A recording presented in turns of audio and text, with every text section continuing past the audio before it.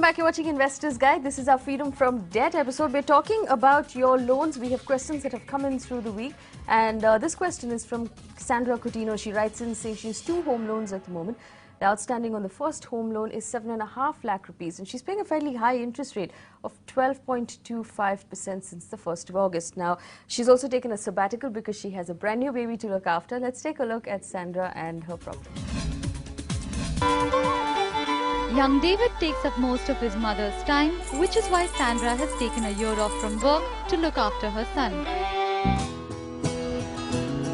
But increasing expenses and high rate interests are making it difficult for the family to meet their EMI commitments on 2 home loans they have running.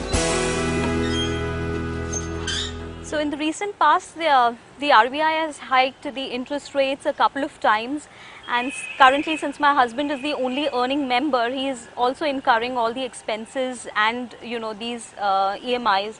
So it's becoming a little difficult to manage both the loans. Sandra now needs to find ways to bring down the financial burden of her loans, at least until she is ready to go back to work.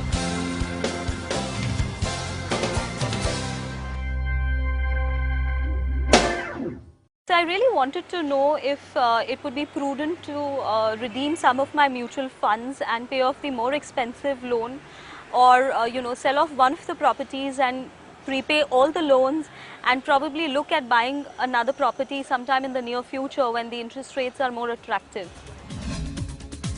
Right, so Sandra's question first is if she should be redeeming her mutual funds, which will pay her about 2 lakh rupees to pay off her home loan. But Adil, you were talking about the fact that there is a possibility for her to refinance that loan instead of liquidating the home. Does that make sense? Correct. So what we know about Sandra's case is, one, she's paying 12.25% on one of her loans today, which is an expensive amount. Now, a lot of people who are on the old BPLR regime are in that kind of interest range today, which is about 12%. What we also know today that is a new home loan is available roughly at 11%, maybe 10.75%, maybe a little less, but let's assume 11%. Now, based on what Sandra's told us, she's told us that her 7.5 lakh loan has 8 years left and her 30 lakh loan has 18 years left. Now, based on what she's told us, her outgoing EMI per month is roughly about 45,000 rupees today.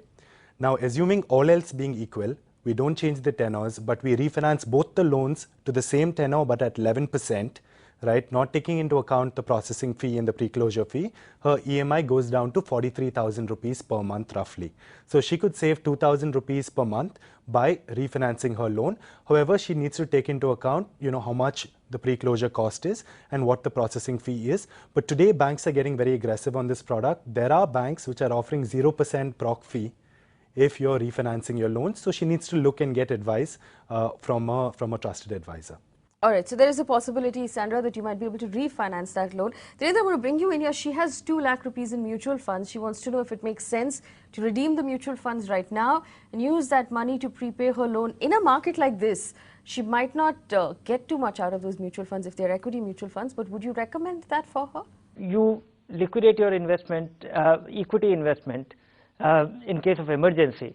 And if it is not one, I don't think it is recommended to get out of your equity without a plan. All right, don't get out of equity without a plan. Her other option, Gaurav, is to liquidate a home for about 50 lakh rupees and use one to pay off the other loan. Does that make sense? First of all, selling a home is a really painful process. We all know it takes time, it takes energy. But would you recommend she consider that? No, because time, energy, there could be capital gains tax implications, and she's on sabbatical, which means she's going to go back. She isn't saying that I've terminated, I've come to an end. So unless you don't have that information, selling of a house to refinance, also we're talking about the value of house much higher and the outstanding loans are not that great. So it's not making too much sense to go and do that drastic step unless you are in real financial distress. Does it make sense, Adil, for her to consider increasing the tenure of the loan if it's this drastic that she's considering liquidating her mutual funds and her real estate asset? Does it make more sense to just increase the tenure of the loan till as far as she can? Potentially, that's a good solution. In fact, banks encourage it. because their interest earning also increases. So for her to increase the 18-year loan into a 20 or a 22-year loan, she can always talk to her bankers about it. And typically in a rising rate scenario, that is the first option that the bank itself brings to the borrower, saying, hey, keep your EMI steady, but let's increase your tenor, or let's decrease your EMI and increase your tenor. So that option definitely is on the table, but then her interest outgo actually increases over the lifetime. Gaurav, I remember we spoke some time ago about this whole thing of higher interest rates, higher inflation. How do you make things work? There is a way to approach our investments and our finances right now, possibly cut the corners a little bit to make things work? Basically, there are 4 categories of cost that we have. 2 broader, fixed and variable, and then within fixed you have mandatory and you have fixed voluntary and whatever. Now when it comes to fixed expenses, there isn't anything you can do. You're already committed, like your EMI or your rent or something. Even fixed voluntary kind of a magazine subscription or gym fees is something which you pay for years, so there isn't much you can do. When it comes to your variable expenses, variable voluntary is what you can cut down straight away. So eating out or going to restaurants or partying or whatever, movies, that you can do it. When it comes to variable mandatory, which is like your transportation, food, clothing, there's something called a step down approach. So first, to give one example, say going to office. Now you can either go in a chauffeur driven car, or you can self drive it or do a carpool, or use a public transport, or probably walk if it's nearby. So it's a step down approach. If you approach it holistically and look at all 4 parameters, you would be able to save money. All right, so it's possible to save money. It has come to that, really, given where we are seeing inflation and high interest rates and what the market has been doing over the last couple of weeks. So like Gaurav said, look at your varying, look at where your money is really going through the month. Relook at those magazine subscriptions if you have to, the gym subscription if you have to. Relook at the little expenses that you have during the day, see if you can notch those down before you take more drastic steps like possibly redeeming your mutual funds or selling a home to pay off a loan. That might make more sense. Keep a close eye on your credit card. That's a huge expense and those interest rates are very, very high. So those are the gaps in your finances you should be plugging before anything else. We're going to slip into another break. On the other side, we'll talk about whether it makes sense to buy a second home just to save on tax. We'll tell you that after the break. Don't go anywhere.